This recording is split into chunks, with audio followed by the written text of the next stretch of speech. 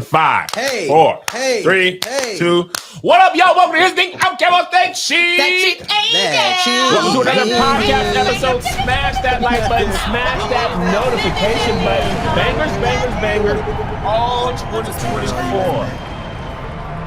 It is a big day. Kev on Stage Studios church announcement. The hospital. We have worked on this from the mountains. There it is. All summer. We shot this in the summer, edited over the summer. If you go back on Kev on Stage Studios YouTube page, as of right now, if you're listening to this on Wednesday, Patreon, we got our premiere tonight. As of right now, it's up. You can go watch the first episode right now. Before I talk anymore, Josh is going to put in a clip, and he promised he's really going to do it this time. I'm going to do it this time. Sometimes he doesn't do it. Sometimes, and I don't even know. I'll be having a lot going on, and then I start editing, and then I just upload it. I'm not going to lie. I'm sorry. He promised me he's not going to forget. Check out this clip. Roll that beautiful bean footage. Do-do-do-do-do. So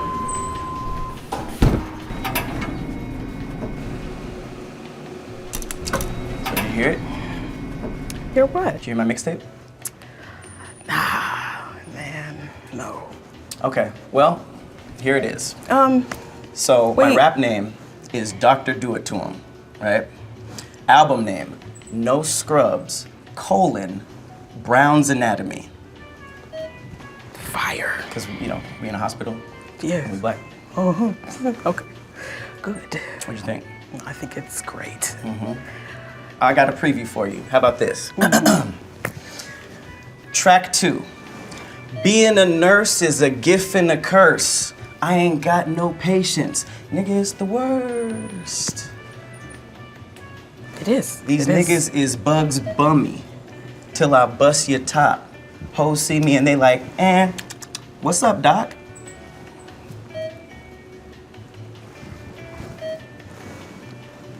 This elevator is slow. You know what? It is long. They flatlining while I'm rhyming. I'm on that coroner timing. Where'd they go? I don't want to know. I'm Mario Winans. Because that song I don't want to know. Is that Mario Winans? Anyways, I'll be selling it on datpiff.com for about $39.99. Okay. I don't take any major credit cards, so. Yeah, okay. Later. I should have been a lawyer. All right. So listen, y'all. I want you to know the Patreon, it's a new day. It's the dawning of a new day. Okay. You already get the bonus with me and Angel, right? We have a good time. Good time. We have a great time. You get 2 episodes of this a week. We have other shows. We have Game Night, full season air, 12 episodes. Okay. That's on there. Dear Kev is on there. The hospital is the beginning of the new era. All right. I put a lot of my own bread up for this. I ain't gonna hold you. The hospital was not cheap. Okay. Patreon didn't have the money for it. I did some brand deals and some comedy shows. I paid for this out of my own pocket. Shows. What a month, actually. I did. I paid for this out of my own pocket because I believed in it that much. I hired black writers, men and women. He fired me off the set to cut costs. No, Josh was out of town, being handsome somewhere. He was molding it up. Him and Gustavo being cutesy, Spanish guy. I said mowing it up. Molding it up. Oh, okay. I thought you said mowing it up. Black comedians, actors, actresses. Angel was on world tour. I asked her. She was between the Dominican and Paris. We're not friends. That's the only sadness. There was a sketch that I had for you that just my heart was not set. I'm sorry I couldn't be there, but you had some amazing But we had actors amazing and actresses. actors and actresses, a lot of people that you see working with us all the time, some people you've never seen. I'm not going to name everybody, but we put a free episode up for you so you know what you're missing. Bring us the 5, man. I don't know how else to tell you. You have great content. You have community. You have shows that are made for viewers like you. There's no intermediary. We don't have to go to somebody, some executive and say, oh, is this okay? People get this. We have CP doing some of the funniest things he's ever done. Tony Baker, I'm just gonna name a few people. Oh, because you're doing it. Because I already started. CP, Tony Baker, Pat, Tahir, Denora, Candace Renee, Mark J.P. Hood, Sharice, Lauren Lott, Jasmine Robinson, Tamra J from Black Lady Sketch Show with Angel, Roxy Hayes appears, me, Kevin, Mel Mitchell. Did I say Was she Denora? there? Yeah, you did. D-Lay. Tony the Was Baker. Quinn there? Quinn Walters was there. Tony the Baker was Patrick there. the Cloud? Patrick the Cloud. The whole gang's there. All right.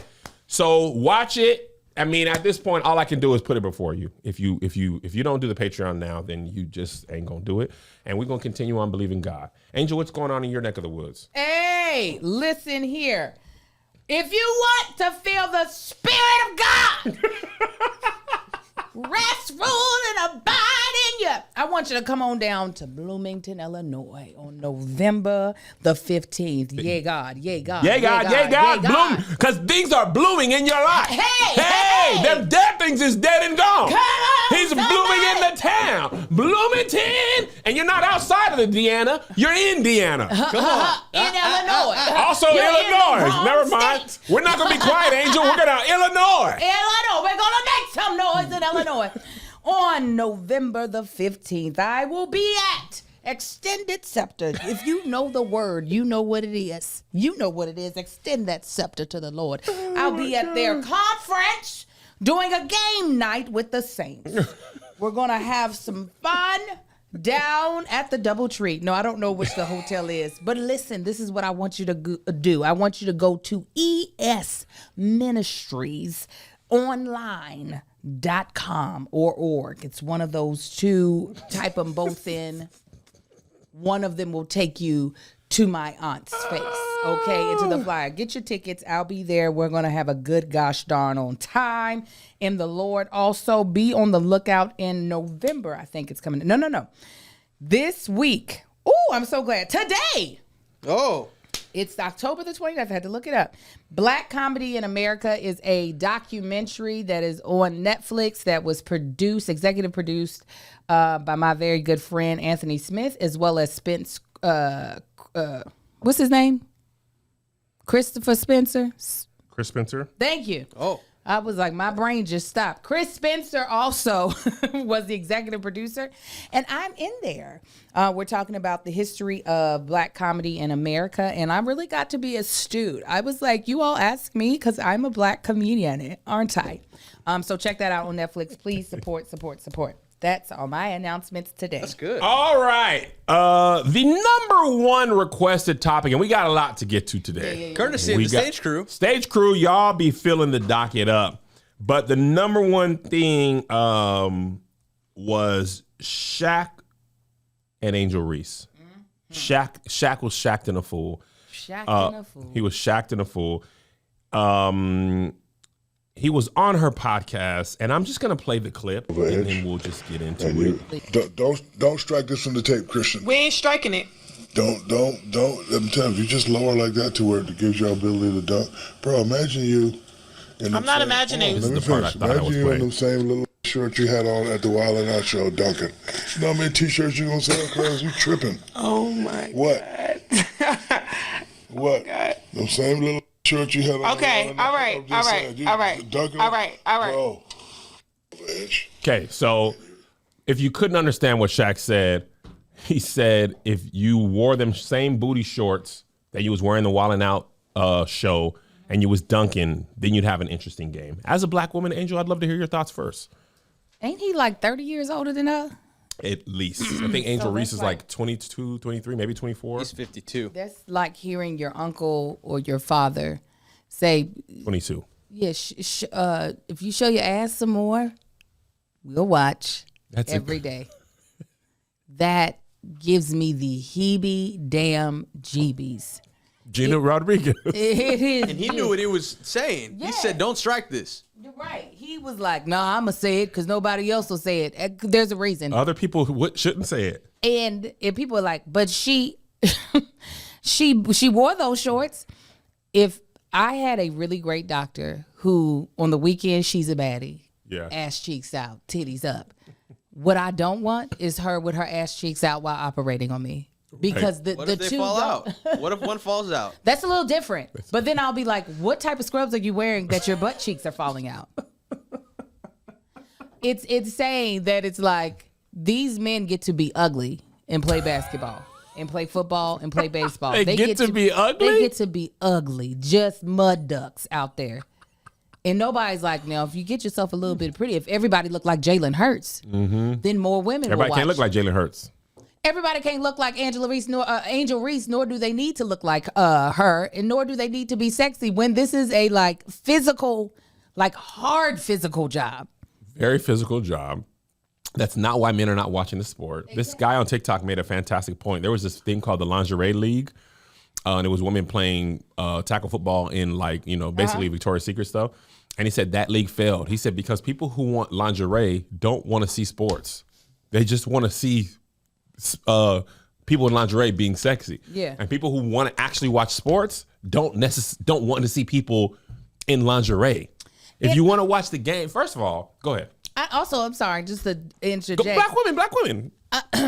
These men would not feel comfortable if they had to show their dick print the entire game. I bet you they wouldn't play as they would be self-conscious. They'd be like, did it go on soft? I was trying to keep it as a chubby the whole time. Did it go on soft? Did it go on? Did it? Because when he dunked on me, and I tried to make it go harder, but it kept going back. It kept went in. It went in. They would not play as good of a game if they had to worry about your meat. The print has to be visibly like to everyone in the audience the whole game. They would not. If there was like a sock, if the basketball shorts no longer just were the front panel. If it socked it, you got to put your penis in the sock and it's on the outside. The whole game. And you're floppy McFloppy. Oh, that's a new flop. You talking about flopping already. Yeah. There's some flopping going on. Exactly. And we don't want to see you throw bricks, but we want to see your brick. And people going to laugh at you when you can't get the whole Lakers. That nigga can only get to lap. The other part ain't got nothing in there. Other part ain't got the ERS is just ain't got nothing. You want some more women to start watching the game? Let's get some balls in the basketball. Give me some more balls. And here's the thing I want to say. If you watch the NBA lately, they don't be dunking as much as they used to anyway. Mm-hmm. It's 50, 60 threes. The Celtics shot like 50 threes in their first game. 50. The game is all space, pop, shoot, space and place, quarter threes, big three, logo three. It ain't back you down and dunk. I mean, of course, they still got dunks and it's exciting and all that type of stuff. But that only happens when there's like a for real breakaway, when the ball all of a sudden made it down to the end of the court and there's nobody there to defend the person. That's it. That's it. It's somebody actually made this point about the NBA that I hadn't thought of. Is back in the day before it was all shooting threes, teams had identities and they played to their player strength. And now pretty much everybody plays the same type of basketball with just the players that you have. We all playing the same game. One game don't look different from the other. What I want to say is this is why I'm happily married and I stay happily married, because I don't know if I want to say it like this, but this is how I feel. Because I have a wife to go home to, it's easier for me to not say some stuff. First of all, outside of being married, I can't imagine talking to a girl 30 years my younger and being like, now, if you would have just had your booty out, more men would watch. And then saying, keep this part in. Having the audacity. And you're supposed to be her big homie. Y'all both went to LSU. Now, what I do tell my nieces is don't have your booty all out. I'll be on the Instagram story. Oh, you went to homecoming, got your booty all out. You need to cover up and practice some modesty. As an uncle, I'm here. Well, you got your shoulders out. Oh, you went and got a tattoo. Oh, and then you feel good about yourself. You that uncle? I'm not that girl. Got your cheeks out? No, that's what I kind of let them live. But if I were to say something about cheeks out, it'd be cover up. Mm-hmm. You gonna give why he go? I'm going big boomer. You gonna give the cow away while he gonna buy the milk or whatever they say. Yeah. But I ain't gonna never tell someone 30 years younger than me, now that's what you gotta do. I saw you on the wildin' out. And you was wildin' out. And if you was to dunk with your booty out, people would pay. They would not respect these women anymore. Yeah, the men that they want to watch, or the people they want to watch, they want them to watch for their skill, not because their ass cheeks is out. And here's the craziest thing about this, Angel. I just watched the WNBA Finals, which was wildly competitive and entertaining. 5 games, all of which were close. All of which. Mm-hmm. Easily more interesting, more competitive, and better game than the NBA Finals that I just watched. Mm-hmm. The Mavs, Celtics Finals, blah. Mm-hmm. Most of the most of the WNBA games I watched, regardless this season, many more of them were competitive and interesting in comparison to the amount of NBA games I watched. That's a fact, Jack. I don't know if it's because they have less teams, less games, but it felt like some stuff was on the line. It was some seriously competitive game. Everybody's been complaining that the NBA is completely boring during the regular season. They play regular music during the games. It's Josh, full song. They do. Yes. They introduced the Commissioner's Cup because the regular season, especially the beginning of the season, was so boring. I think they win 500K if you win. So the players are like, oh, I'm about to play for real. But they really don't start playing at all until the All-Star break. And they only play for real in the playoffs, right? So to Angel's point, if you like sports and if you just like sports, the WNBA game is good. They don't be dunking. But it's still an interesting game, even without all the dunks. Go ahead. I'm sorry.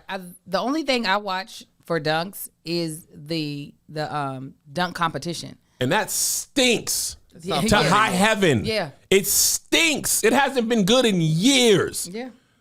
The last really good dunk competition that I really enjoyed was probably Zach LaVine and Aaron Gordon. And I don't even know what year that was. What was the magnificent dunk? They Half just the time really they was look doing the- dunks I'd never seen before. And they're both, Aaron Gordon is super tall. Usually the best dunkers are not like the tallest guy. I think Aaron Gordon's like 6'10". But that was everybody's been like, man, the dunk competition is just all terrible. the stuff be looking the same. They literally go from 2016. They be like this. Show them, Angel. Show them what the dunks be looking like. They be like this. Hold on, because they got to do that. And then they're like, oh! Did you see that? Did you see that? He did a. Then the next up is it. It'd be like the slightest difference. And I'm like, how was that? I want to see something like so different. They're like, no, he whipped it all the way around. It's just the best dunkers are professional dunkers who are not good at the NBA. Right. Like I be watching some dunks on YouTube and these niggas can't get in the NBA for whatever reason. But dunk wise, it'd be the best thing you ever seen in your life. Right. Now they won't belong on the NBA court. No. But I'd rather say get the NBA players out of there and just do a showcase of the best dunkers on All-Star. Because these people be turning into Angel, it'd be the stuff you didn't even think was humanly possible. Have you seen that one dude that can shoot like he's not a dunker, but he shoots the most impossible shots. Lethal shooter, black dude. Yes. He just had a basketball on fire. Oh, I didn't see that one. Angel, the man had a basketball on fire and the rim was on fire. He shot with nails in the rim. Oh, I've seen that one. He shot laying on his back. Angel, I seen him shoot from driving a car, and I'd be like, what is happening? That is entertainment. Shooting a basketball on fire? Now, if he did that in booty shorts, now we're talking about a type of combination that I can understand. Not just women in booty shorts. And it's not Angel's fault that she's thick. I didn't realize that she was shaped like that. I was like, oh, okay, I would too on a regular day be showing off my body. But when I have to throw my body at other women and then also be accurate in how I play, I don't have time to wonder if my moose knuckle is showing, if my nipples is hard. I don't have time. That's a lot. Like, the only reason why y'all get cleavage sometimes here is because I get to sit down. I don't got to move around a lot. If I had to do a lot of moving, put me in a turtleneck. Because I can't be worried about that. No, absolutely. And I just feel like as a man, like, brother, I would shrivel up and die if you had me on videotape scaring the children. The terms, I would just, if I watch that back, like, you got to wear the beauty short. Like, I got to go home. If I'm 52, I want to go home to a wife who's also 52. I want to help her. Niggas don't care about that. I'm just speaking for Cam. Yeah. I ain't got no business talking to no doggone 22-year-old about nothing but show me how to work this phone. How you do the TikToks where they do the speed up, Zayna Bear's TikTok. How you do the fast with the slow and how you get the timing right. Zaina Bear. That's all I need to know from the children. How y'all work the TikToks with the good editing stuff? I just need to know how to work the Snapchats. That's what I need. Teach your uncle. Come here and sit down and show me how to work the Snapchats. How you get the filter on my face. Little Marcus, he doesn't know for his 16th birthday, which is not for several months, he's finally going to be allowed to have social media because we don't let him have it right now, other than YouTube. And the only reason why I'm like, yeah, it's time is because I need him to teach me how to work Snapchat. I need him to have his little brain, his little youthful brain. And I mean little meaning it's not swollen from age. His amazing, beautiful underdeveloped. brain. Yes. Figure this out and show your mama because I'm tired of trying to figure it out myself. And I know you know how to do it on the Snapchats. Oh, yeah, because he be doing his friends' Snapchats. He's like, since I don't have an account, they let me make their snaps. I was like, as long as you don't have access to their account when you leave them. Okay, so have you all ever been manipulated, or do you think you can be manipulated out of a bad habit? Well, Scamfluencers is a weekly podcast from Wondery that takes you along the twists and turns of the most infamous scams of all time, the impact on victims, and what's left once the facade falls away. Scamfluencers recently dove into the story of Richard Bandler, the godfather of modern mental manipulation. He revolutionized the world of self-help, all thanks to an approach he developed called neuro-linguistic programming. Even though NLP worked for some, many called it pseudoscience. NLP methods have been criticized for being dangerous in the wrong hands and inspiring some of the most toxic and criminal self-help movements of the last 2 decades. Though in Rich's dark past as a cocaine addict and a murder suspect, and you can't help but wonder what his true intentions were. Follow Scamfluencers on the Wondery app or wherever you get your podcasts. You can listen to Scamfluencers and more Exhibit C true crime shows like Morbid and Kill List early and ad-free right now by joining Wondery Plus. Check out Exhibit C in the Wondery app for all your true crime listening. But yeah, no, I don't understand why old men don't realize they're nasty. They're nasty. The women that are your age sometimes even think you're disgusting. So the young girls think you're nasty. I don't understand why they don't think that yuck. Like, why don't they understand there's a yuck factor to them? There's a yuck thing. You 52, man. There's something yuck. All I see, here's my problem, Angel, and this doesn't happen to other men, apparently. Y'all be my kid's age. My niece's age, Angel Reese, at 22 years old, is far closer to my 18-year-old than she is to me. I want you to understand that I am twice that girl's age, mathematically. You could be her. Angel Reese could be my child. Oh, she definitely could. She is. She could be your age. She is my child. Your namesake. Yeah. You could have had her at 22. Yes, I'm telling you, I'm trying to say 22. You could have had that baby. So I can never, and I listen, Leonardo DiCaprio on down. I don't know how y'all girlfriends is children's. Because then also outside of the body stuff, you wasn't around when Can We Talk came out. No. What are we talking about? You're a musician. We don't have the same reference for music. We can't talk about Behind the Music, MTV's Diary, when Jodeci was Drew Hill, 5 Steps, Swallow You Like Reese's Pieces. You don't know what I'm talking about. Listen. You grew up with the whole internet. You didn't run outside all day and from 7 a.m. to 7 p.m. and not have lunch. You don't know. I need to be nostalgic with you. What are we going to talk about when you're 30 years younger than me? Well, no, then hopefully you're getting scammed if you're dating someone that young. That's what I hope. I'll be like, Listen. I hope these young girls are at least scamming these Negroes and getting some money. Don't come back broke. Because, listen, you better be getting money because I just, The things, the way the body changes, this is not to age shame because I'm old, but I can give grace to how the body changes because my body is changing. And my metabolism is off. It is over. It left. And things hurt. Oh, yeah, absolutely. I had a phantom pain, Angel. You want to hear the stupidest thing? On my left thigh. Mm-hmm. Just pain. Not even on the kneecap. It was like the muscle, like right here. For 3 weeks. Why are you that flexible as a man? I'm pretty flexible. I saw. I do good stretches. I feel like you could have pulled your leg No, up. I'll pull my balls off. But just phantom pain for 3 weeks, and then it just went away. He was like, all right, I'm done with this. My inside of my right ankle, 3 weeks, nigga? 3 weeks. And you didn't go to the doctor to see what? I'm going every week. So that's not a phantom pain. It was a pain that was there for a reason. You just didn't find out the reason. You old nigga. It went away. Probably He's some like, gas. it was a phantom Probably pain. gas. You have no idea. Probably It could've some gas.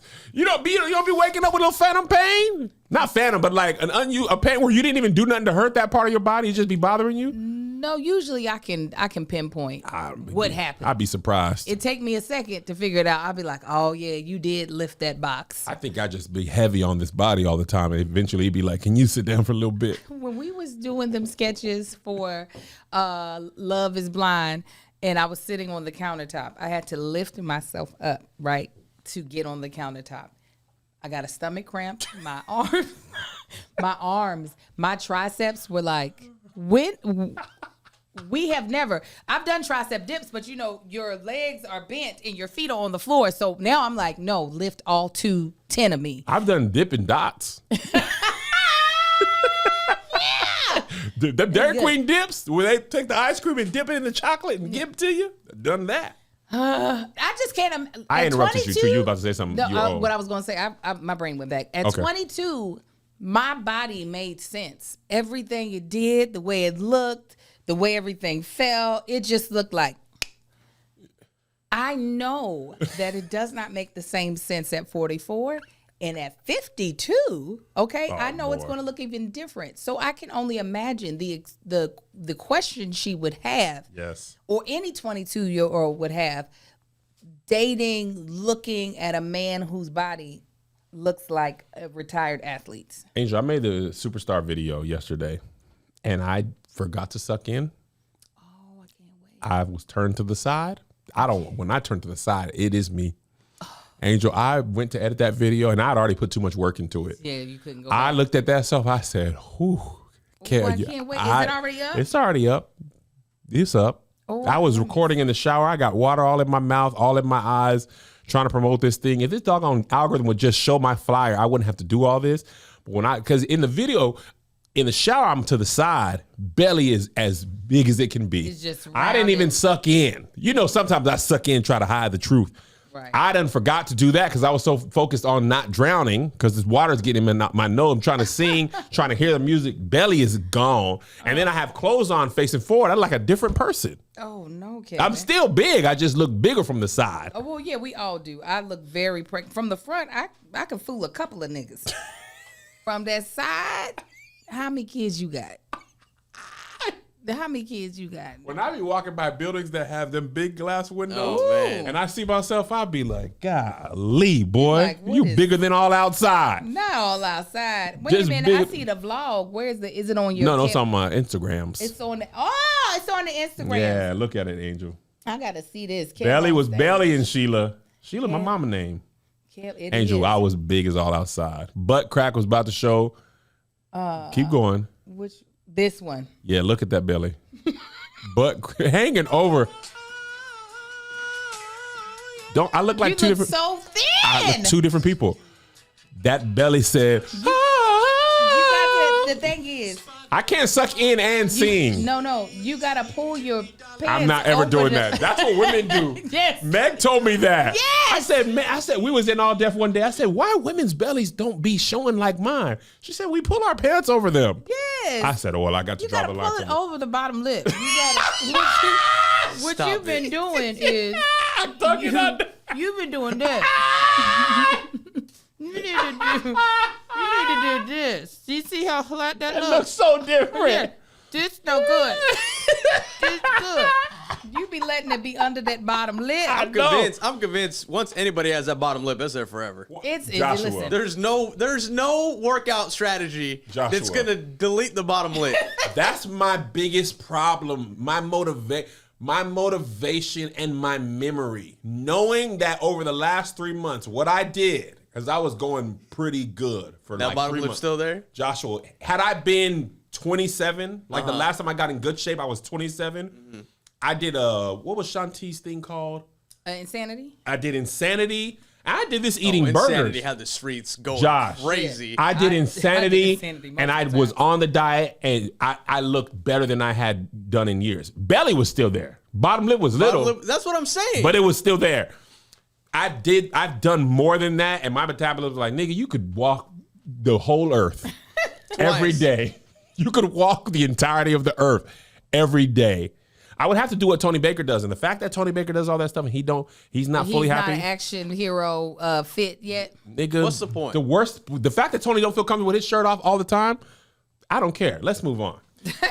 We got a lot to cover today. The next thing that was the most in the Patreon, actually, we're going to get to Tony Hinchcliff. This is the next thing that I found out. Nick Cannon, I want you to listen. If you haven't heard this, I want you to listen to this without it being framed. He was talking about why him and Mariah broke up. I want you to listen to this. I'm telling you. That was Shaq. Hold on. Here's Nick Cannon. It's only a minute 30. You know what I mean? To the biggest star in the world. My trajectory was here, and then hers, she's already in a different stratosphere. I would lay up at night thinking like, is this who I am? Am I Mariah's man? Is that what my life is supposed to be? There's nothing wrong with it, but I'm like, this ain't the version of yourself. And then when you have children, your man shit is like, wait, I'm carrying the purse, the diaper bag, you know. I'm standing on the corner, she rocking being all the alpha that she is. Well, by the way, she deserves it. I believe she needs a dude like that. Yeah. I'm just not that dude. Her and I never had problems. Yeah. Never argued, never, even with me struggling in this space, she's so understanding and so evolved and lives in her own world. That's the thing, when someone has their own world and you got to be a participant in that, you know what I mean? Like, I'm a main character. It was like muscle atrophy. I'm not being the dude that God put me on this earth to be. The love kept me there. Even, made it work so well because I was like, oh, you need somebody. You need a support system. You need somebody that don't want you for your money. You need somebody that's sincere. You need somebody that's willing to build a family and raise some, amazing kids together. And that was my goal. But then there was just something constantly in me like, I got it. The man. Angel, as a black woman, I'd love to hear your thoughts. Well, this is probably why there's so many power couples out there, is because men be feeling too insecure if they aren't considered a piece of the power in the couple. Mm-hmm. I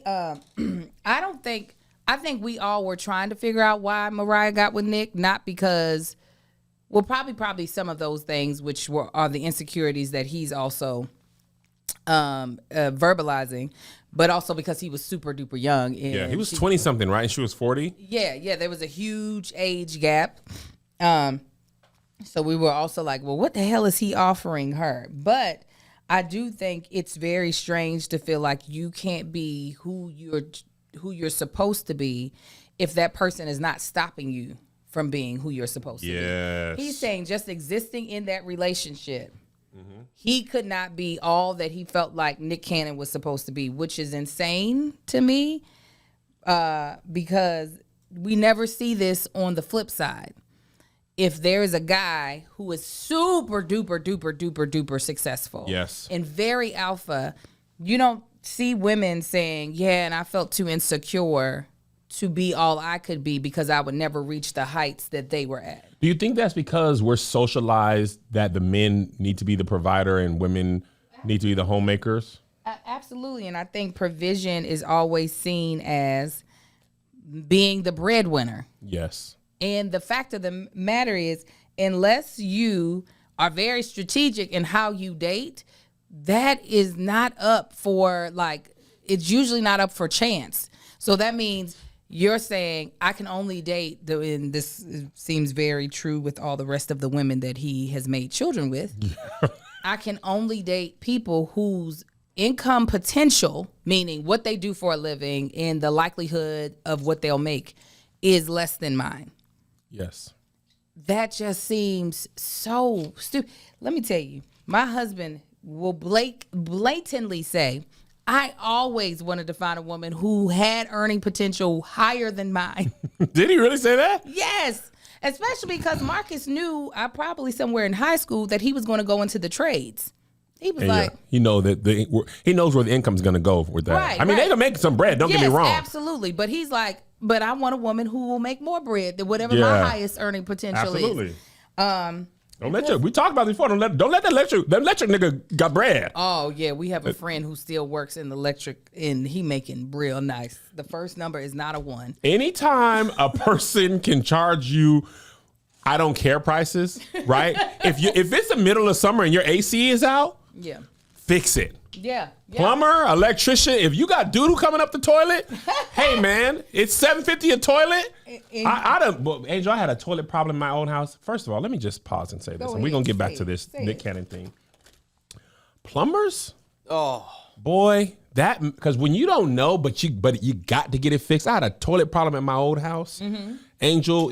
And I found out it was down the line.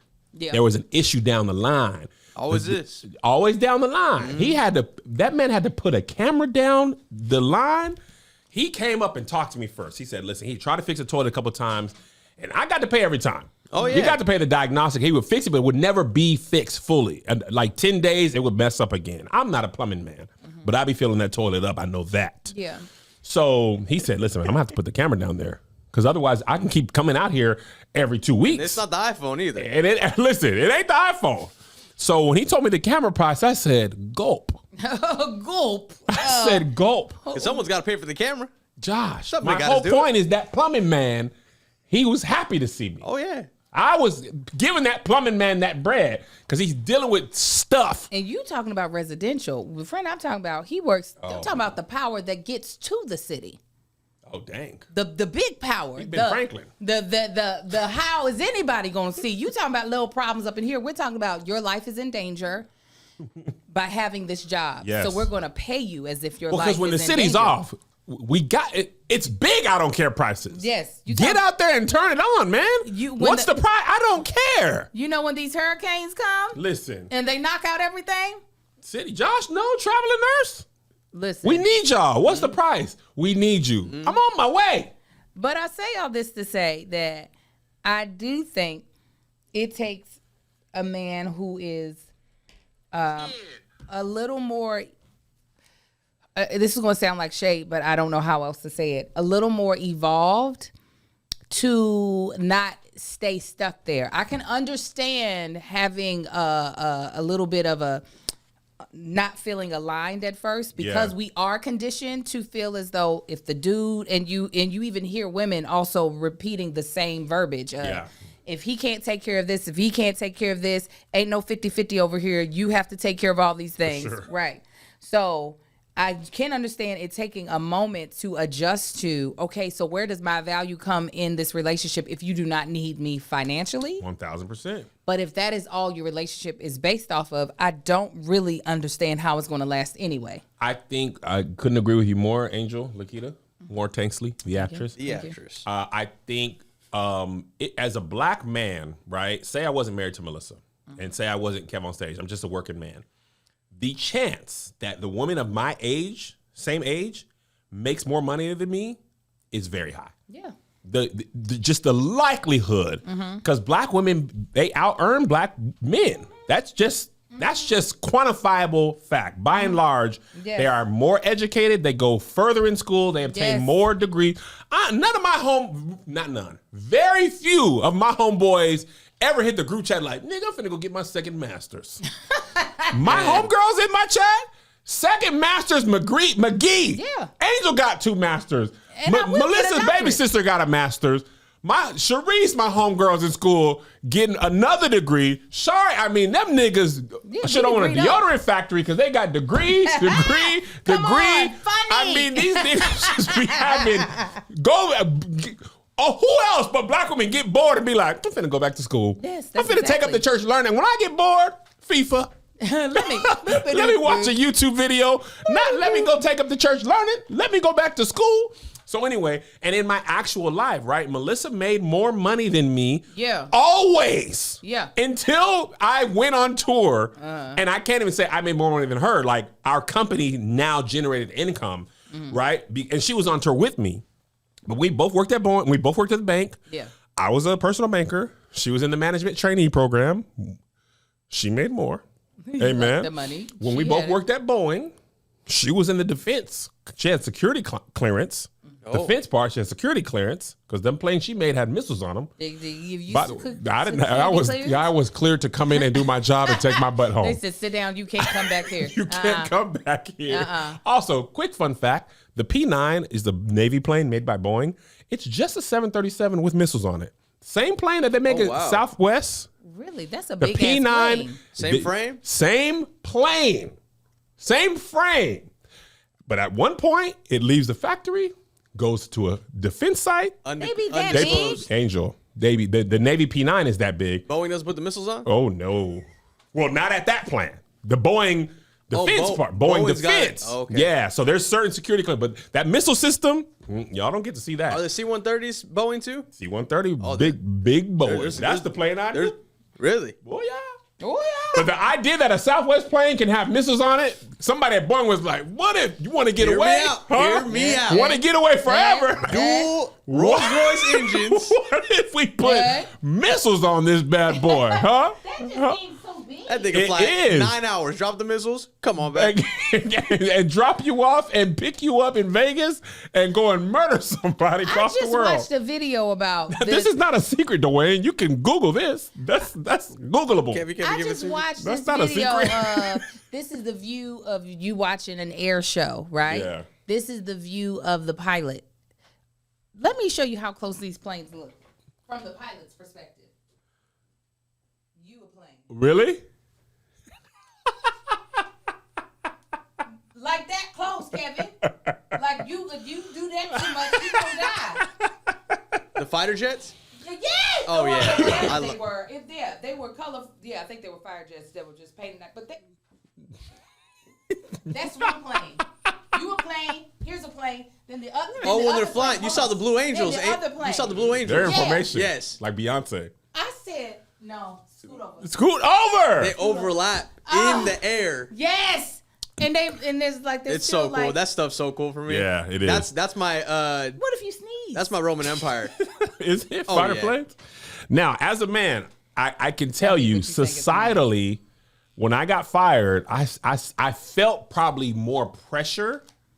Like I felt like I wasn't achieving my full responsibility as a man. I can understand But that. by the grace of God, I did not extend that to Melissa and be like, well, now I've got to get out of this relationship, right? Mm-hmm. I said, okay, well, shoot, I ain't got no job. Mm-hmm. Get these babies out of daycare. I'm cooking. I'm cleaning. I ain't making what Melissa make, but I put that crock pot to Put work. the headband on. Put that headband on, and one time it hurt me, and this is the true story. I had made her a lunch, and I had made the boys a lunch. I think Zay was going to school. I made his lunch, made her lunch, and she was leaving out work. Because at this time, I remember the first time I got fired, she slept past. The first time you. I mean, the first day I got fired. I was about to say, The Kevin, first day I how got many fired. times? I only been fired Okay. once. First day I got fired, I for whatever reason woke up after her, and she ain't say nothing, but I felt something. I said I cannot be getting up. Second, I got to get up. She should smell bacon, toast. So this particular day, I made Isaiah lunch, and I made her lunch, and she was walking out, and I was about to walk Isaiah to school, and she took the lunch and she gave me a kiss, and I felt like she kissed me on the forehead and did this. Even though she didn't, felt like she's gonna be like, all right, honey, I'll be home from the office. Felt like she had a briefcase. She didn't. Felt Don Draper, like, have a good day at war. I'll be back home. You know, we're working together. And I said, Kev, you got to do something. Because that was my own internal feeling. What Nick Cannon did is he took that to great heights. And that's I gotta leave you. I gotta leave you because I mean that's a crazy thing, like to have no other issues from his point of view. That's what he said. They had no issues at all. He just said, as a man, I couldn't reconcile that. And what makes it worse, you said this, excuse me. All right, man. All right. Sorry. What makes it worse is who he then procreated with kind of tells the story Yeah. for you. What he did after is like, oh, so that's what you wanted. Like it takes you got to be a secure man to be with a woman who makes much more than you. And then on top of that, we're not even talking about like you're an electrician and you're an actress. You're talking about you're even at 27, Nick Cannon's pretty much always been a successful person in the industry. Yeah. And he earns very well. He works hard. He's he's Black Ryan Seacrest. He got a lot of shows and all that. But when you're married to Mariah Carey, she's on Celine Dion, Bono, I'm sure it's the same thing that Bobby Brown felt when he was with Whitney Houston. And it's a great point because he was a star in his own right. Very much but so. But Whitney Houston is the voice. Bobby Brown didn't have a moniker. Like Whitney can go by Whitney. If I go Whitney, we talking about singing, I don't got to say Whitney Houston. If I say Whitney, you know what I'm talking about. And Don't Be Cruel sold crazy. Yes. Bobby Brown had He was a hits. superstar, but he was not Whitney. But they for the time that they were together, I don't think they divorced because he was insecure. Well, I don't think that was the reason. Yeah. But I will say that I can empathize with how it might have been an adjustment. But if you're saying she did not use her success and her fame to belittle him as a man, but your problem was that you were holding her bags, then give it to her assistant, because I know she has one. You know what I'm saying? Then don't hold a bag. If you don't want to hold the purse, give it to her assistant. You can't feed the baby, then don't have the baby. Correct. But I can see how Mariah doesn't have to say anything. Your own feelings about yourself and the way you're raised and the way the world sees men, I can see you being like, nigga, what am I doing? I don't know that. Actually,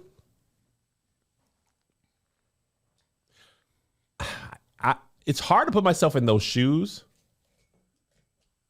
Because, like, if I'm killing it, right, but Melissa was just, say she created Spanx and I'm still who I am, but Spanx is $1 billion corporation. Say Melissa created that.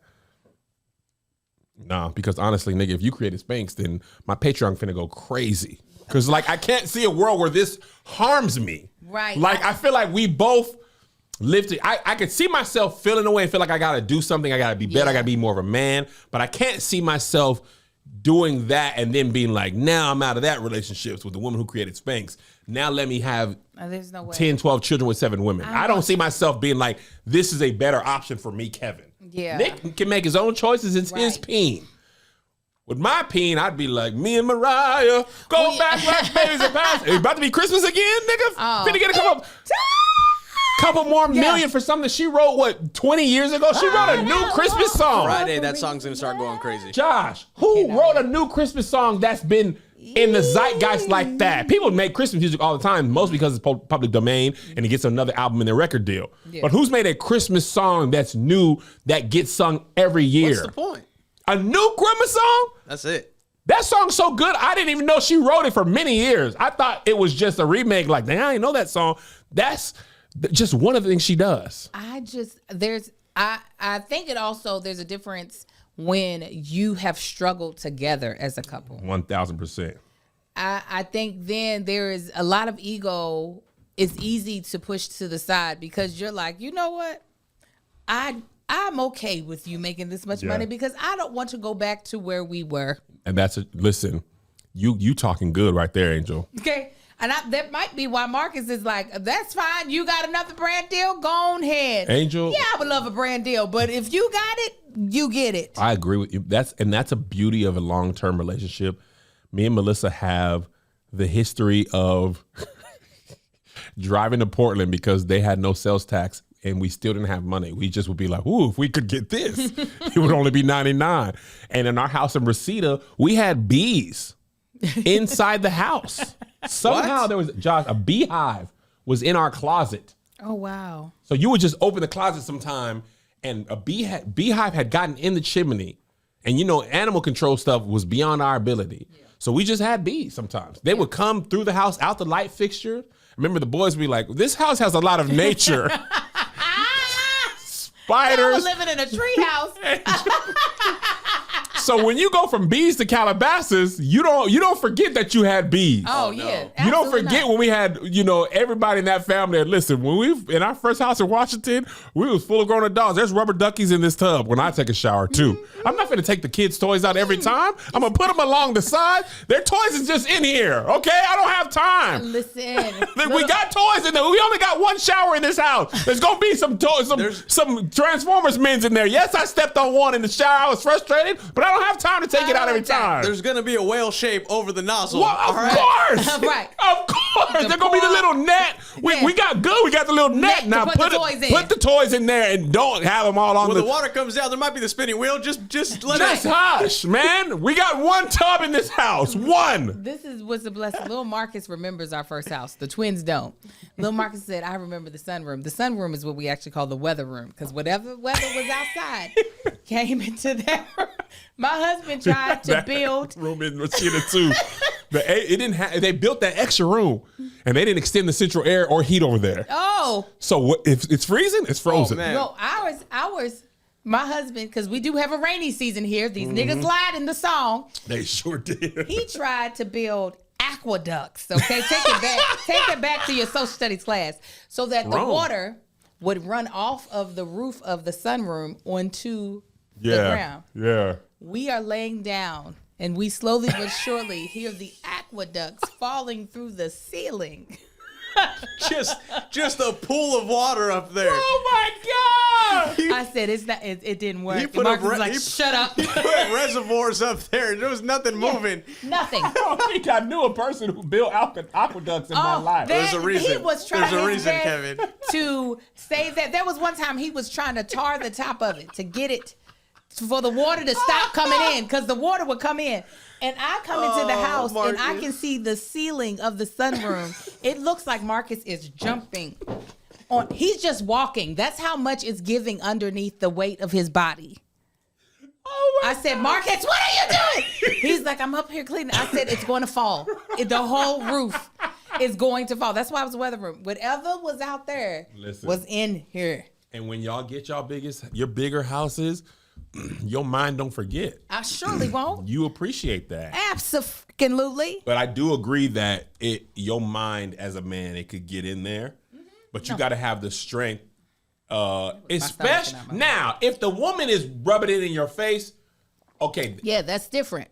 That's different. That wasn't my testimony with Melissa, by the grace of God. She never even said, I told you so, you ain't got no job. Like, that would have destroyed my total character. And Nick Cannon said, Mariah didn't do that. So and then listen, here's the truth. Now, here's a good point that you can take out of this Nick Cannon thing.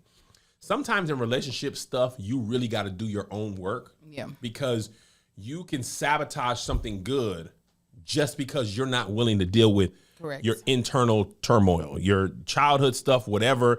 A lot of times, this is one of the things I learned in therapy more than anything that I kept with me, is a lot of how I was raised, inner child stuff, all that trauma, whatever it is. It manifests in all the different ways in who you are. And it's dangerous to have it manifesting. You don't even know that's the source. Yeah. You be trying to fix something from your childhood. Your parents did this. You know, Ricky Bobby is a funny example, but if you're not first, you're last. Like, He's like, they're second. I was high when I said that. You could be second, third. Hell, you could be fourth, fifth. But but that's how it be. In like for instance, my dad asked him for $200 when I told this story a million times. Y'all hush. My first apartment rent, I was short $200, and he gave it to me. He said, I ain't never gonna be able to give this to you again. He didn't say it like that, but in my memory, that's how his voice was. That's how we always. I ain't never gonna be able to give you this again. He said that about the dog, and he doesn't talk like that anymore. He Either. doesn't talk like that at all. And the world only cares about you as much as you pay your bills on time. And then he flicked a cigar in my eye. Oh. And in my mind, I literally have never asked for help.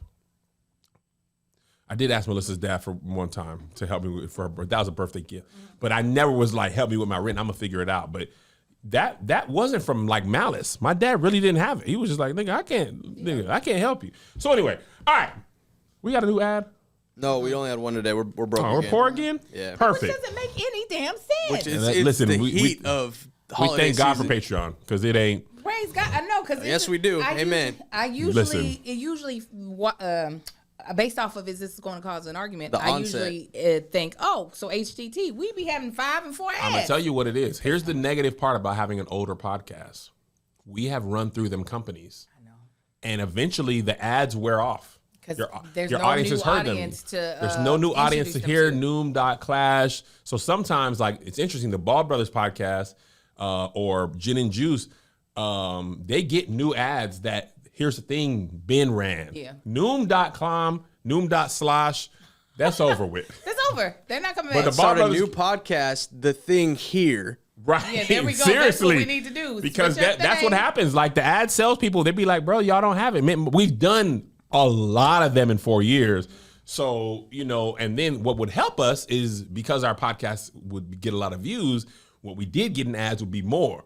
And then the podcast people said, we're also not doing that. Yeah, they so we said, said, bring it down. hey, Patreon, y'all want this to keep going Come over here. or not? That's, Please you know. stick with us. But anyway, because you're right. It's holiday season. This was, We should have had. I should have been reading ads like crazy today. we should have had a pre-roll and 4 ads. Yeah. Every from usually mid-October through New Year's, you gonna cash out. To have one is nothing. But anyway, moving on. Big political issue.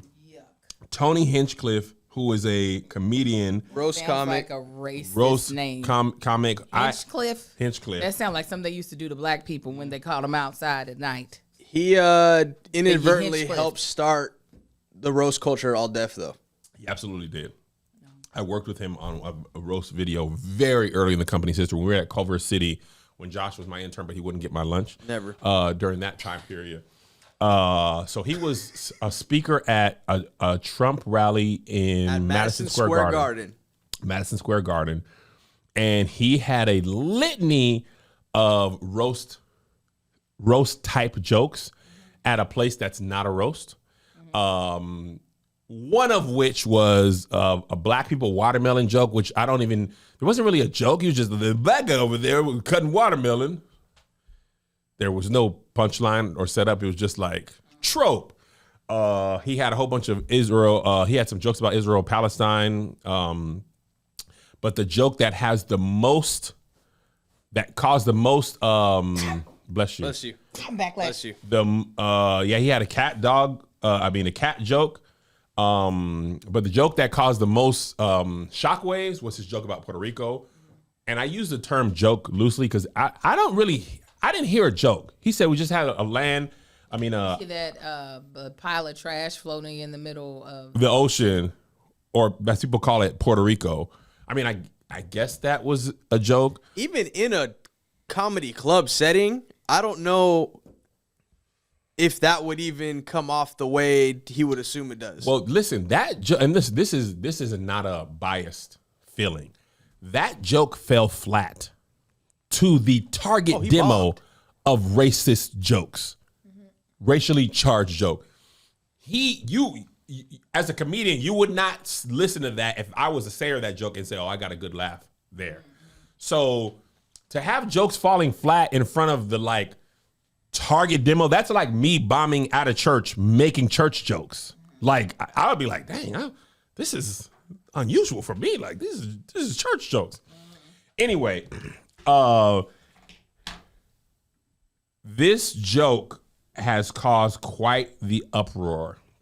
The Trump campaign was like, we're distancing ourselves from that, which anytime your joke has national political implications, I'd feel sweaty. Like I gotta do good if the campaign that I was speaking for distanced themselves from my joke, and the opposite campaign used my joke in the rally. Obviously, I've done something wrong. Yeah. If at least the people I'm on speaking from are not with me, I am kind of caught in purgatory.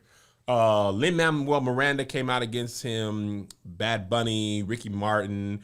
Lin-Manuel Miranda said something that I thought was really smart. What did he say? Not smart, but really Profound. impactful is probably a better word. He said the thing about that joke is, specifically about Puerto Rico, you can't tell me Trump doesn't feel that way, because when we had that hurricane, that's the time Trump threw those paper towels out. It was during the aftermath of the hurricane in Puerto Rico.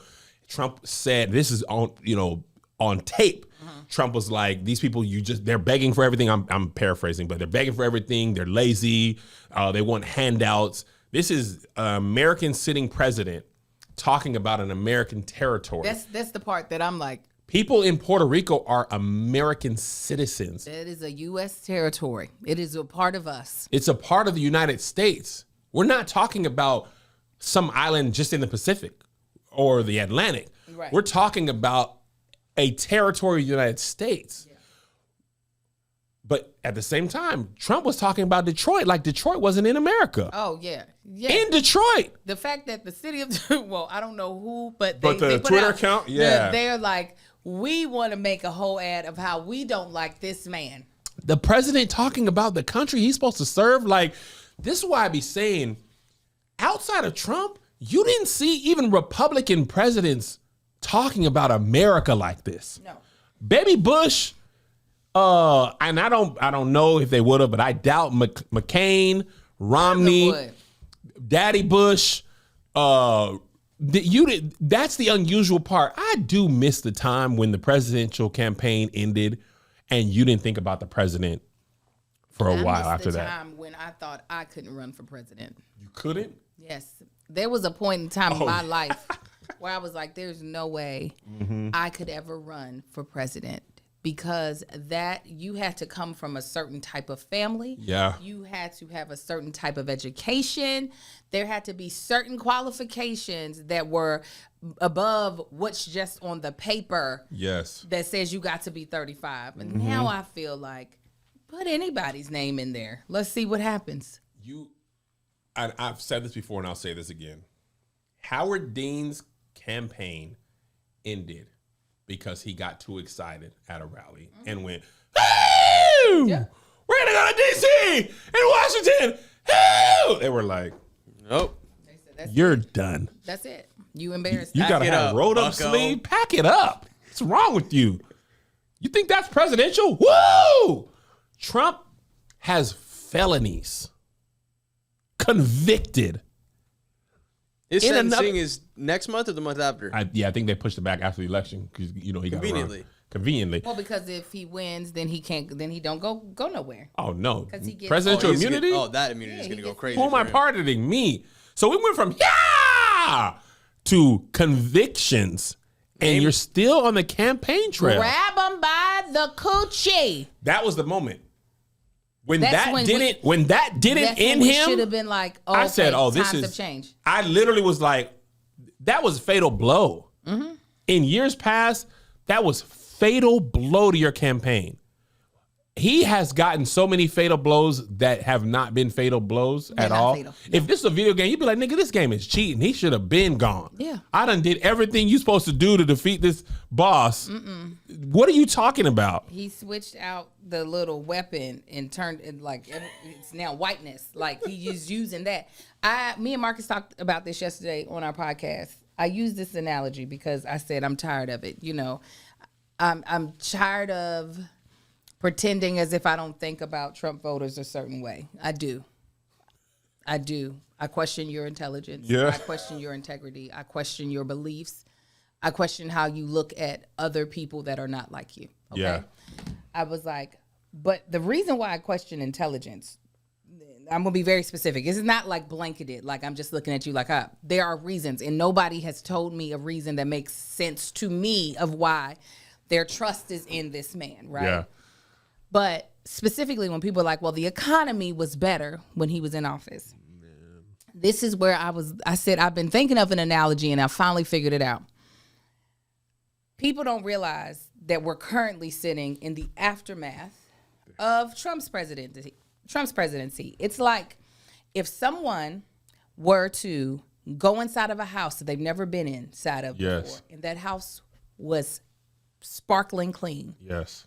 The person who just walked in the house does not get to take credit for that house being clean. Correct. It was the person who was in there before them that cleaned the house. Same difference if somebody walks into a house that's dirty as hell and they've never been in that house before. Yes. They shouldn't take the blame for the house being dirty. Yes. The person who was in the house before them that made the house dirty. And the fact of the matter is people understand it when it comes to abortion rights. They realized that Biden, who is president when abortion became illegal in some states, Yep. was during his presidency, but they know it wasn't his fault. They Right. realized it was because of the president before him Yes. placing 3 Supreme Court judges that are Republican. So I'm like, if y'all can understand that in the sense of we now have a very different landscape when it comes to women's rights to their bodies, how come you don't understand that in all of the other facets that we're trying to undo? Yes. To me, that makes me go, your intelligence is questionable to me if you keep saying that. I think couldn't agree with you more. Love the analogy. I think people don't understand how politics works, how the aftermath of presidents' policies work.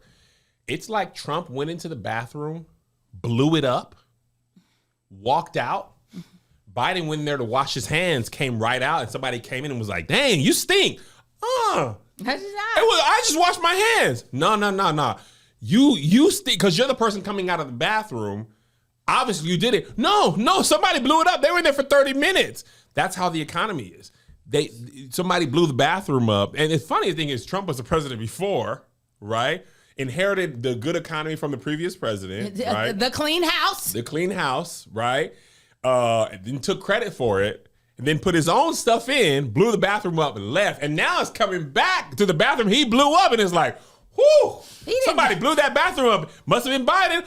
I just washed my hands. You know you blew it up. Nah, man, that's crazy. Why y'all let him blow the bathroom up? Look how much worse you are under Biden than me. Nigga, you doo-doo. He didn't just blow the bathroom up. He shot the people in the stall beside him.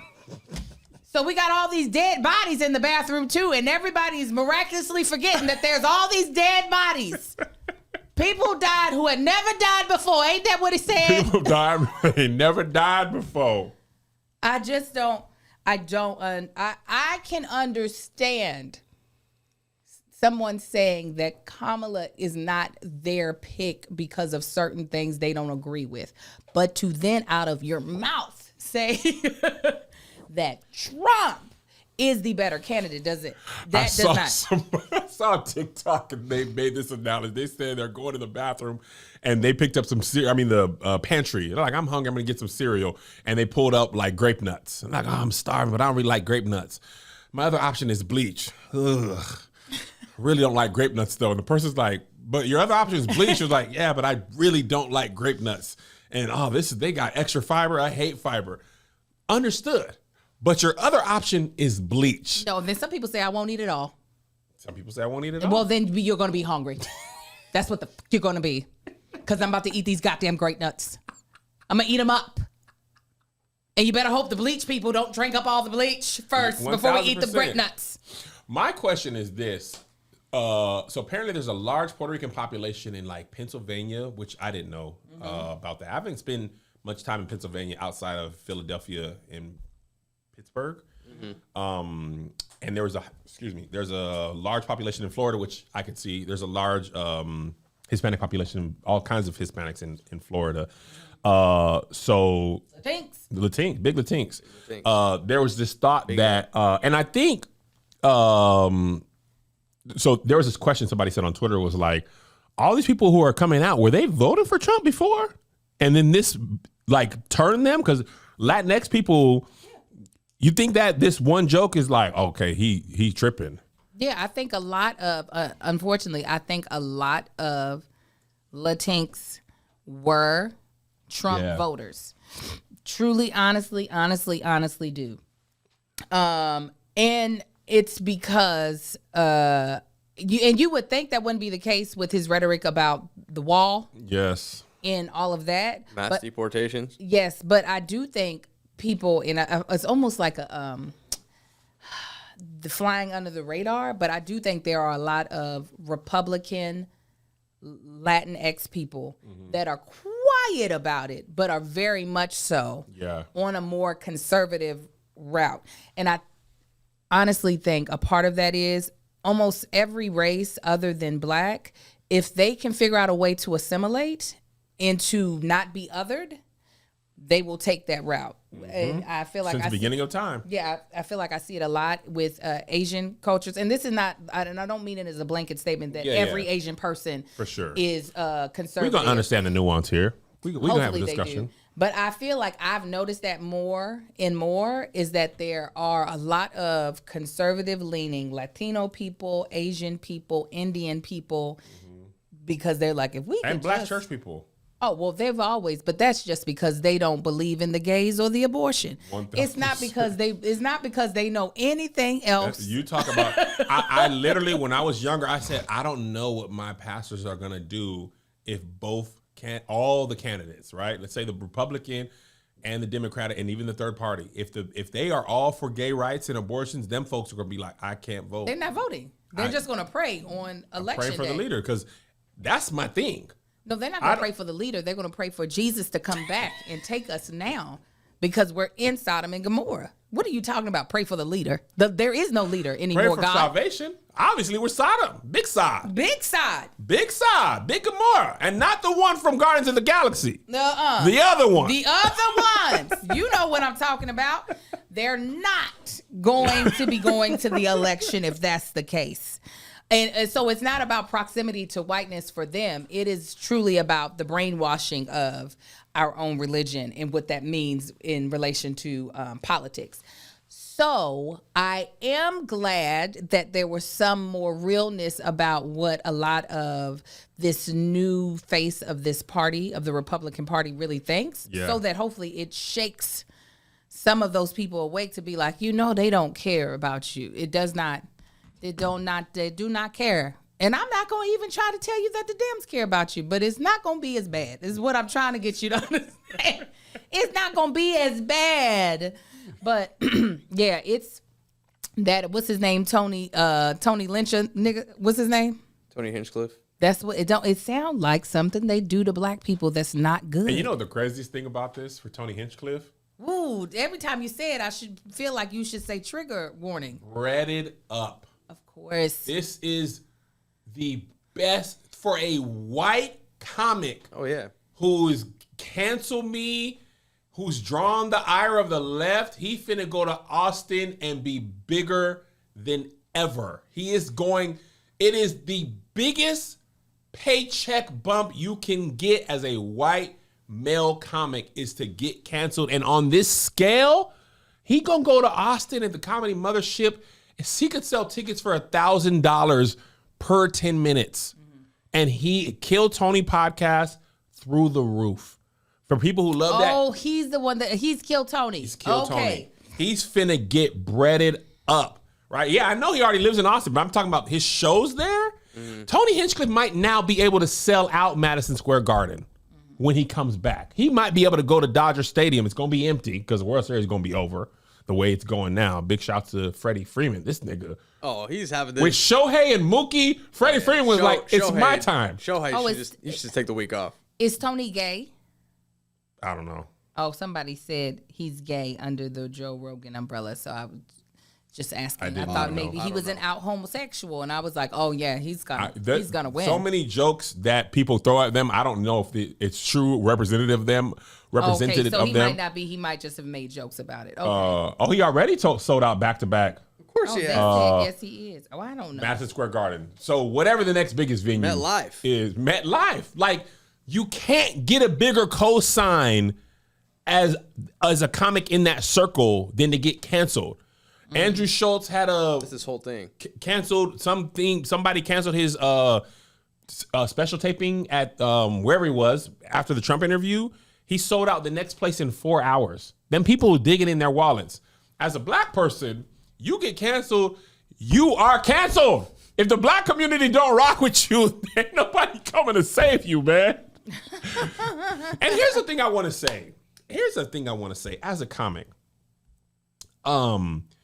comedians, this whole comedy is dead because you can't say nothing. First of all, people have said that since the beginning of time.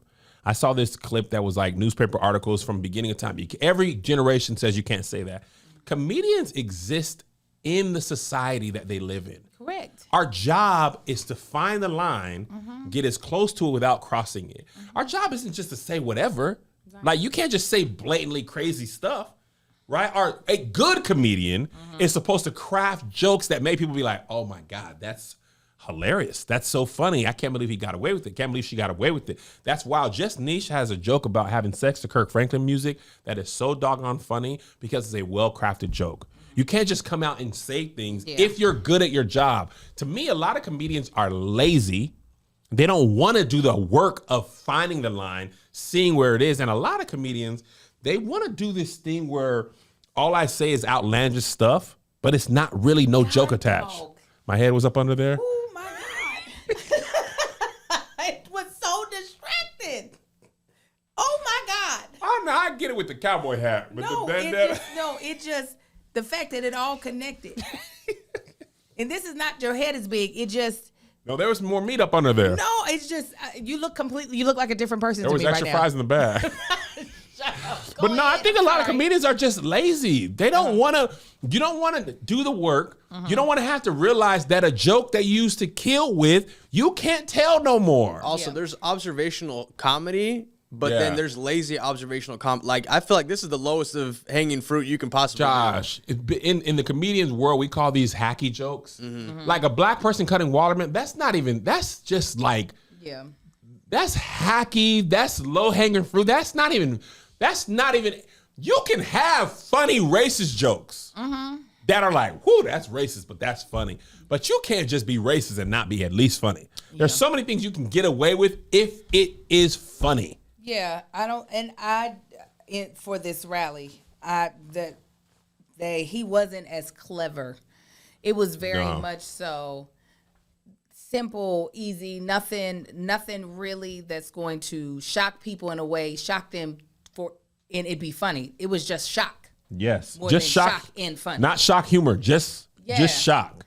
Yeah. So, and the thing is, when I saw that, I said, "Oh my God, this man finna make so much money."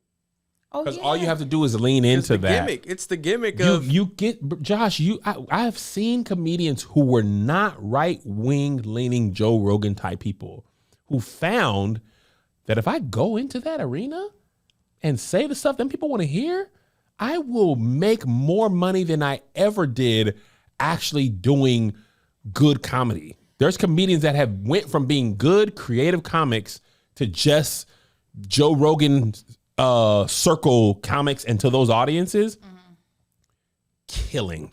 But at the end of the day, go ahead. No, I was about to say, and this is my thing. It's not that I knock you for being like, I want to see how close to the edge I can go because Because sometimes you got to mess up to know where the line is. Right. And also you're making your box even smaller. So then you got to really be like, how can I make this thing that is so close to the edge that it might be over the line? Yep. But so I can get deciding I want to try to tackle this, but some of them aren't tackling it. They're like, it's fine. I'll just get canceled and I'll make more money. It's the best thing ever for them. Shane Gillis, we talked about this. I had never heard of Shane. I'm not saying he was big or small. I had never heard of him until he got and lost Saturday Night Live because of a racist joke that resurfaced. His career since that moment has blown up. I mean, and they're also white guys. So yeah. And white guys feel like they're in the minority right now. They feel like people are punching down on them. And that's what Trump speaks to more than anything. You've said this before on a myriad of occasions. I want to say myriad. I like that. He speaks the inner thoughts of people who are in the audience. And a lot of times what they don't feel comfortable saying in public, he says it freely. And they're like, whew, that feels great. Yeah. Right? And that's the truth. White men, because the world for the majority of America was built for you to succeed. Yeah. And as we've evolved as a society, people are like, all right, y'all got everything. We're not going to make it harder for you. We're just not going to make it as hard for the other people. When you've been the oppressor for so long, any equality feels like oppression to you. Yeah. You're going to go out of your way. All affirmative action means is we're going to actually go out of our way to try to help some other people that we've grossly overlooked forever, right? If there's 100 college students and 96 of them are white men, or 90 of them are white men, 6 are white women, and you're like, we want just like maybe 4 non-white men. They're like, Now those 4 people are like, that's not fair. Yeah, I was already qualified. That person, and they always make it seem like, well, this person is less qualified, and you're picking a less qualified And that's usually person. not the case. The fact that legacy admissions are not considered DEI, like Dr. Phil being like, I'm against DEI, and I was like, nigga, you? Who we would have never heard of ever if it weren't for Oprah Winfrey? You should thank you owe your entire career as a television person. There would be no to Dr. Phil Oprah show. Winfrey. You're against nigga, we remember this. Me and Angel 40, we remember Know You. Yeah. We remember you on Oprah. The Oprah then Winfrey you show. on the Dr. Phil show. What are you talking let about? me tell you, a white man will always conveniently forget that they made it somewhere because of a black woman. Y'all would have starved during slavery if somebody's black woman wasn't breastfeeding you. You would have starved. Jack Daniels whiskey was created by a slave. We just now got Uncle Nearest. The whole story on the back of the bottle was a lie, Esteban. A lie, Esteban. A A lie. slave taught you how to make whiskey. And you went and turned it into a $1 billion franchise. And Uncle Nearest is less than, 6, 7 years old? Maybe 10? Yeah. I didn't hear about Uncle Nearest for real until like maybe 18, 19. It was around the pandemic time. Yeah, right around the pandemic time is when Uncle Nearest Man, became. stop. Eli Whitney, listen, slavery was so oppressive. Eli Whitney was like, we got to create something. I can't be doing this all day. Let me come up with the cotton gin. If we going to have to do If that. we got to do this. The Let's come up doggone with oppression something. led to innovation. Yeah. Because them folks was like, I'm not finna, this is back-breaking work. Can I just make it be back hurting? If I can't get out of this? Like, brother. It is insane to me. And it does, again, I have grossly underestimated the ignorance and the laziness of a lot of people. And that is why we end up with someone like Donald Trump being able to run for a 3rd time. It's enough, I'm man. like, It's been 12 years of this. Who keeps betting on Actually, a more horse? if you consider the primaries. Yeah. And but first we started And hearing during Obama, I the was whole about to say, birtherism thing. We were hearing about him way too much when our forever president was running. So we've had him for so long, this broken horse. The Republicans really should be, they should really feel terrible that they're having to put this man as their front runner yet again. Well, you know why they don't feel terrible? Because it's really reflective of America, the country. The current state. This would not be the case, if Donald Trump didn't reflect the way so many people feel. That's the only reason it's working. Identifying Because so many within people are like, one policy or another, they feel like the world being taken care of them. I'm sorry, being taken away from them. Abortion, gay rights, civil rights, jobs. For whatever reason, enough people feel like this person represents me enough that I'm going to vote for him, or he's saying the things that the quiet part out loud or the loud part out loud, depending on what it is. That's the only thing. If he didn't reflect I can't even say underbelly of America, that man got millions of votes. He did. I'll say yes, he did. However, it's all about, do you want to win the election or do you want to actually make the country better? Because none of his policies are really moving forward with, I would say, the core of the Republican Party actually want. Mm-hmm. Okay, now you do have now some outliers, some I feel like derivatives of the Republican Party that he does represent. But my thing is, he'll get the most votes, but y'all are not going to see the America that y'all claim that y'all want to see. As long as a black woman don't get in there, that's good enough. I think, actually, I'm going to be honest. I think we're now past racism. I think they would be okay if they could have found a black woman to run against him that they thought, not him, to be in his place. They would put her in his spot. Republican? Yes. Like a Candace Owens or something? If they could find, it could have been a Latin woman. They would have put a woman of color. Really? Absolutely. I think now it's more so about this is what I sometimes want to be like, Republicans, stand up. If y'all really believe that y'all have a brighter future for America, then don't put up this puppet that does not actually care what you all want. Right. Let's be frank. Keep it all the way funky. There's a sector of the Republican Party that is very racist, that's very radical, that's very homophobic, that he surely does represent. But then there's also an actual larger sector of the Republican Party that ain't that terrible. Right. But they're just like, whatever we got to do to get into the White House. No, like, what is it really? At one point in time, these MFers that were in politics really believed in America. They did. I thought it was the strangest thing, but they really believed in a country of people where the government wasn't in everyone's business and that we live. But now they're just like, as long as we have somebody wearing our jersey, that's all we matter. in the White House, and it's just like, y'all shouldn't. It's disgusting to me. That it really makes them. They used to not be that disgusting to me. They were a little misguided, but not disgusting. That is disgusting to me. I agree. I'm sorry. You know how bad Trump is? We forgot how we felt about Baby Bush. That's what I'm saying. We have forgotten how we felt about Baby Bush in office. You're like, you know what? He'd be kind of cute with Michelle Obama. They got a little thing going. He be painting and stuff. During the moment, we were like, this nigga Bush is the dumbest person ever. Mission accomplished. He don't care about black people. He overflew New Orleans during Katrina. Baby Bush is like, come on, man. He dodged the shoe. He like, hey, at least I was likable. You know what I'm saying? Like, that's what Trump has done. Baby Bush is like, man, that man crazy. I was tripping, but I wasn't tripping like he was tripping. Is he the last? Is he the last Republican president alive? Baby Bush? Yeah.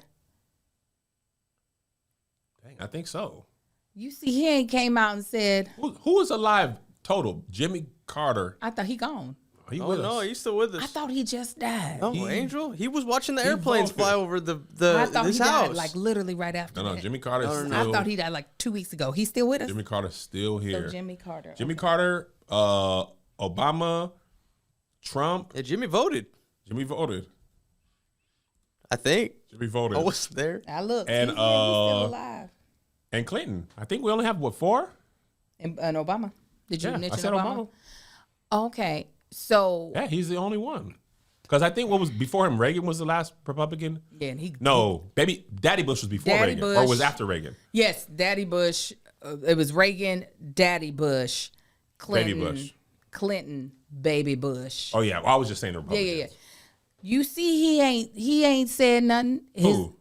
Bush. No, he's painting. He's like, bro, I'm chilling. But People no, don't hate me as much. I'm being quiet. But wants no, to no, throw no. the- What I'm saying is that in these races where it's that close, having prior sitting presidents Oh, on your side. on your side speaking to For sure. this is what is good for the American republic. I ain't heard Baby Bush say a word. I don't even know the last time I've heard I him think speak. he's embarrassed by what is happening. Because Obama got his sleeves rolled up. He's almost at every single one. Yeah, he was he was rapping like, Eminem lyrics in Detroit. He was like, we don't have time for this because you know what? He messed up. He messed up during Hillary's. He said the American public, I remember this, and I was like, you were with these people for 8 years. How come you don't understand these people? He said the American public is too smart to vote in Donald Trump. And we watched it happen. And I was like, see, I wanted to be like, That's the the problem only with that time. tan suit. Yeah. I was like, why you trust us like that? No, you Yeah. needed to be more. I know you're the sitting president. You need to be more vocal. Got to be more vocal. So anyways, now I'm glad that him and my forever first lady are taking a more active approach in this election because the stakes are way too high. And we're not talking about the stakes. There are a lot of high stakes. This is not to say that the genocide is not a huge stake right now and all the other genocides happening in the world. Domestically, though, we're dealing with we're dealing with voters' rights, women's rights, Yep. all the things that we know to be true in America vanishing before our eyes. Vanishing. Oh my God. I just can't. I know. I don't know how. Oh, we got over here because of Tony Lyncher. But I cannot wait until after the election. However it goes. Yeah, know. I'm taking my baby down to the ballot box for the first time. Oh, you only taking them to the box? Y'all not voting at the polls? Well, I mean, that's what I meant. Y'all The are poll. gonna go to the Yeah, polls we're to going vote. down to that church. Oh yeah, we got to. We got to go and circle some stuff. I said I like to take my ancestors with me. Mm-hmm. I feel like they are. You going with your me. mom? My mother's not an ancestor. She's She's alive. She's alive. You know what I mean? I mean, like, No, I wasn't sure. no. I mean, like, When I say I'm taking my ancestors with me, I mean I'm taking the ones that were slaves that couldn't vote. Peter came. Yeah, I guess he gonna come with me too. But my mother is alive. Okay. You know, I mean, like, all right, y'all. Thank you so I'm much. gonna tell my mama you Go think vote. Here's Patreon. Don't click off. I want to tell y'all. We got a quick little family meeting since y'all all here. Ooh. So don't click off. But everybody else, we'll see you next time. Y'all. Here's another banger for ya. Here's another one. Here's another banger for ya. Here's another one. Here's another banger for ya.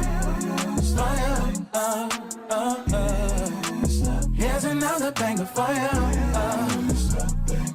With my boy Kev on stage. And that chick Angel.